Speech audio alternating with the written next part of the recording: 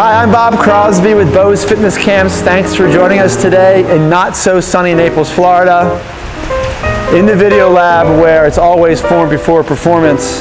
Today I want to show you a few things you can do for your hips, the most complex joint in the body. We have 29 muscles that attach to the hips. When your hips are tight, you're going to move poorly, and when you move poorly, you're not going to want to move at all, which is just going to exacerbate that tightness. So, we're going to use a foam roller today. A foam roller is probably the least expensive but best fitness tool you can own. You can purchase them wherever exercise equipment is sold, sporting goods stores. You can also get them online at www.powersystems.com or performbetter.com. So we take your power roller, a mat, the floor, your hips, we're good to go. Let's show you those exercises right now. Okay, the first exercise I'm going to show you is a hip flexor foam roll. We're going to take the edge, the end of your foam roller. You're going to place it right there where the upper leg attaches to your hip. You've got a muscle there, the hip flexor, which attaches those two landmarks together. When it gets tight from all the sitting we do, it tightens your hips up, makes them difficult to move well. So I'm going to place that roller on the ground. I'm going to place my hip flexor right on top the edge there. Place my elbows and forearms on the ground. Use that as a platform to pull and push over the edge of that roller and dig into that hip flexor. That pressure is going to loosen up that tissue.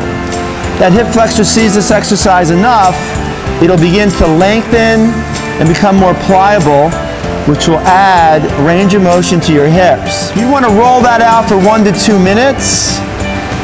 Once you've done that, you'd want to do it to the other side as well.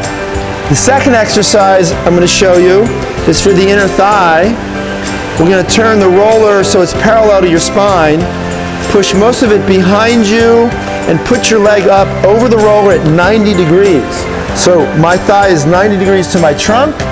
I keep my arms on the ground here and I roll across the top of the foam roller and pull back toward my knee. That's going to both stretch the hip and make that inner thigh, the adductor muscle that attaches to the inside of the hip, more pliable as well. So I'll soften that tissue up again, roll for 1 to 2 minutes, and then you repeat that exercise to the other side as well. And then I'm going to show you a stretch from a kneeling position. With my right knee on the ground, I've got my left knee and toe pointing 90 degrees away. I'm going to place my near arm against the inside of my thigh, and as I rock in that direction, I'm also going to pull my arm back into my thigh. It's going to further stretch that inner thigh and that hip flexor. So as I rock, I'm going to pull my arm into the inside of my knee, push back, pause for 2 to 3 seconds, come back to upright, pause, exhale through the stretch, leaning, rocking away, pulling back, stretching all the muscles that attach to the inside of my hip. I'll do 8 to 10 repetitions, holding those stretches for 2 to 3 seconds apiece. And of course, like the foam rolling, you want to repeat these stretches to the other side. So roll out the hip flexor, rolling out your inner thigh, and then stretching with our little rocker stretch in both directions. We'll open up those hips, make you feel better. When you feel better, you're going to move better.